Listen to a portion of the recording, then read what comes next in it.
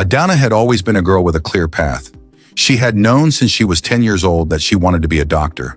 She wanted to heal, to make a difference, to be God's hands on earth. Raised by two devoted pastors, she was taught that faith could move mountains, that God had a purpose for every life, and that her destiny was wrapped in His divine plan. So when she received her acceptance letter to study medicine at the University of Lagos, she knew she was walking the path set before her.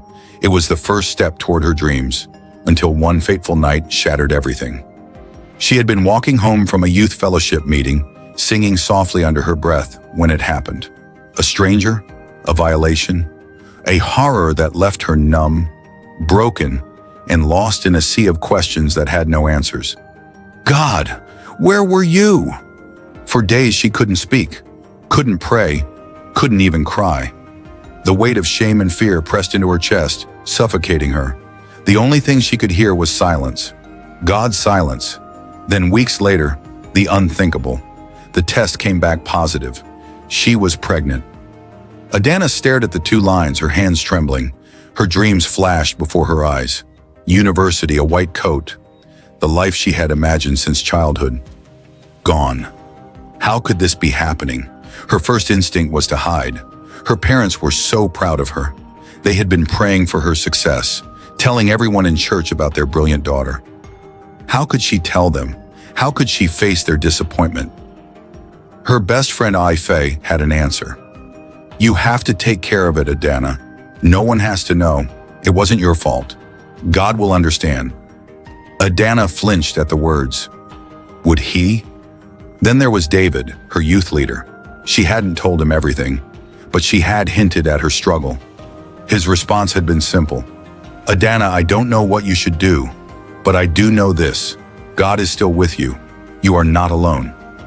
That night she opened her Bible, desperate for something, anything, that would make sense of her situation. The words of Jeremiah 29:11 stared back at her.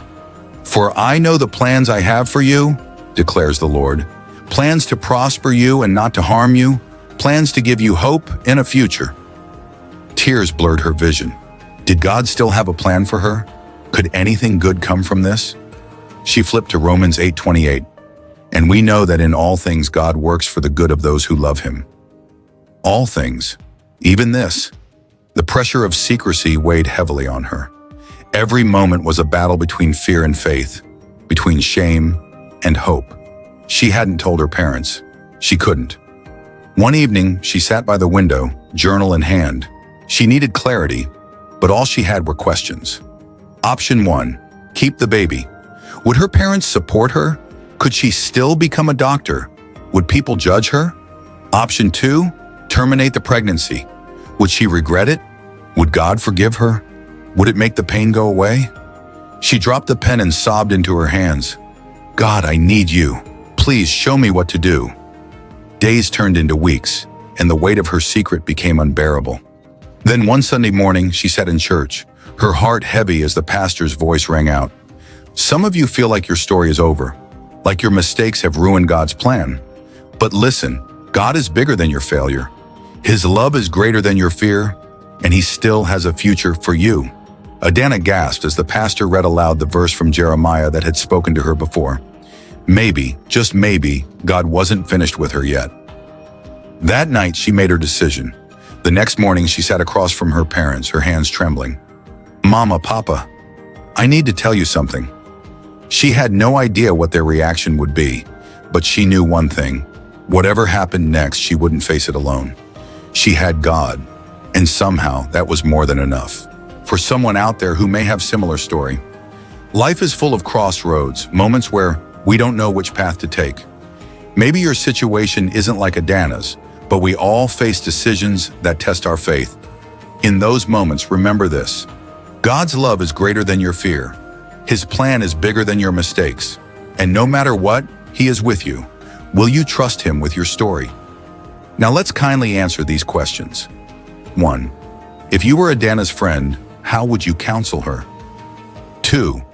What does the Bible say about God's love and redemption in difficult situations? 3. How can the church create a safe space for young people facing tough choices? 4. Have you ever faced a situation where your faith and circumstances clashed? How did you handle it? 5. What message do you think God wants people in Adanna'S situation to hear? Share your thoughts in the comments and let's have a heart-to-heart discussion. If this story touched you, like, share, and subscribe for more faith-filled stories that inspire and uplift. Remember, God's plan for you is bigger than your fears. Trust Him